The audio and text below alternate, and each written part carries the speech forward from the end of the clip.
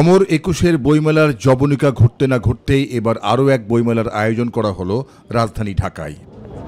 বাইতুল মোকাররম জাতীয় মসজিদের দক্ষিণ চত্বরে আয়োজিত এ মেলার প্রধানতম উদ্দেশ্য বইয়ের মাধ্যমে ইসলামের আলো ঘরে ঘরে পৌঁছে দেওয়া। ইসলামিক ফাউন্ডেশনের বই জাতীয় জীবনে বিশেষ গুরুত্বপূর্ণ বহন করে। বাইতুল মোকাররম থেকে বিভাগীয় এবং জেলা পর্যায়ে আমরা একযোগে এই মেলা যেন উদযাপন করতে পারি। ইসলামিক ভিত্তিক এই বইমেলার মাধ্যমে রোজার পবিত্রতা রক্ষায় বড় ভূমিকা রাখবে বলে মনে করছেন মেলায় আগত ইসলামী চিন্তাবিদের অনেকেই।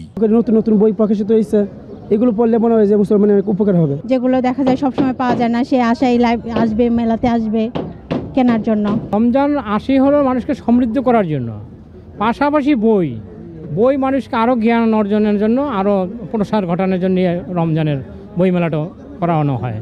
বাংলা পাশাপাশি ইসলামিকটা আমাদের জন্য খুবই দরকারি। ইসলামিক ফাউন্ডেশন আয়োজিত মাসব্যাপী এই বইমেলা উদ্বোধন করেন ধর্ম উপদেষ্টা ডক্টর আ.ফ.ম. খালিদ হোসেন। এই সময় তিনি জানান, রমজান মাস জুড়ে ইসলাম ভিত্তিক এই বইমেলা মানবিক সমাজ বিনির্মাণে বড় ভূমিকা রাখবে। সাম্প্রদায়িক সৌহার্দ্য একটা পরিবেশ এই বইগুলো পাঠ করে পাঠকের মনে একটা সুন্দর পরিবেশ তৈরি হবে, সুকুমার বৃত্তির জাগরণ ঘটবে এবং মানুষের মধ্যে যে অকল্যাণ মন্দ ভাবনা আছে এগুলো তিরোহিত হয়ে যাবে এবং একটা সুন্দর সমাজ গঠনে বইয়ের ভূমিকা এটা অসাধারণ।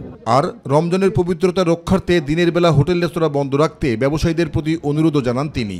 ব্যবসায়ী ভাইদেরকে দাবি জানাচ্ছি, তারা দিনের বেলা হোটেল রেস্টুরেন্ট খোলা না রেখে মাগরিবের পর থেকে একেবারে সারা রাত তারা এগুলো চালাতে পারে, এতে তাদের ব্যবসায়িক ক্ষতি হবে না।